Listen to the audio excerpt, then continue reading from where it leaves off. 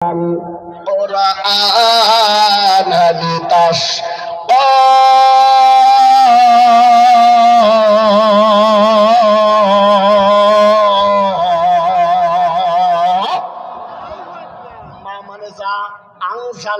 আমি আল্লাহ নাজিল করেছি আলাইকা মানে নবী তোমার উপরে। আল্লাহ পাক আল্লাহর নবীজির উপরে জবান খুলে বলেন একটা কিতাব নাজিল করেছে, ওই কিতাবের নাম জোরে বলেন না সবাই বলেন। কোরআনের শব্দটা বললে সওয়াব না গুনাহ?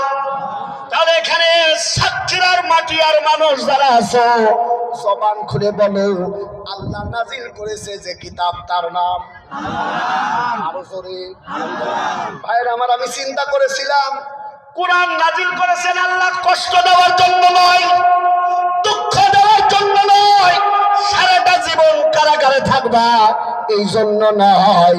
কোরআন নাজিল করেছি আমি আল্লাহ তোমাদের ইজ্জত আর সম্মান বাড়িয়ে দেওয়ার জন্য।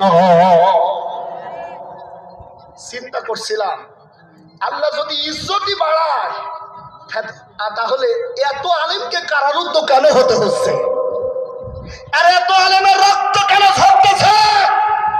মাতা নাসরুল্লাহ, তোমার সাহায্য কি আসবে না? তবে আল্লাহর সাহায্য যে এভাবে আসবে জীবনে কোনোদিন চিন্তাও করি নাই। এই কথা বলেন। আমরা যখন মাহফিলে যেতাম বন্ধ হয়ে যাওয়ার পরেও জিজ্ঞাসা করতো হুজুর আর কতকাল? আমি তখন বলতাম ভাই উনি 41 সাল টার্গেট নিয়েছে। মাঝে মাঝে চামড়া জড়ো হয় আবার 60 হয়, মাঝে মাঝে চামড়া জড়ো হয়ে যায় ভারতে যায় চামড়া আবার 60 হয়। উনি 41 সাল নিয়েছে, আমার মনে হয় মিনিমাম 81 সাল পর্যন্ত ওর ক্ষমতা থাকবে। কিন্তু আল্লাহ এত তাড়াতাড়ি অল আউট করবে জীবনে কোনোদিন চিন্তাও করে নাই। ওরে আল্লাহ আউট করলো শুধু মহিলার করবে তা তো না, ওর সঙ্গে যে চামচাগুলো ছিল ওদের অবস্থাও খারাপ।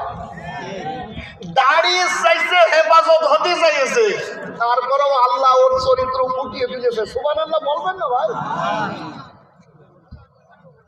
বিচারপতি কালা মালিক সারাটা জীবন আলেমদের বিপক্ষে রায় দিয়েছে। এক কথা বলে না, আল্লাহ কলার পাতায় শুয়াইছে, আল্লাহর ক্ষমতা এখন আর নাই। আমার এই মাথায় এখনো 2টা গুলি আছে ভাই, 5 তারিখের গুলি। আমি মনে করেছিলাম আল্লাহ কালামানিকের সব রায় এত কষ্ট দেয় নাই। যখনই আল্লামা সাঈদীর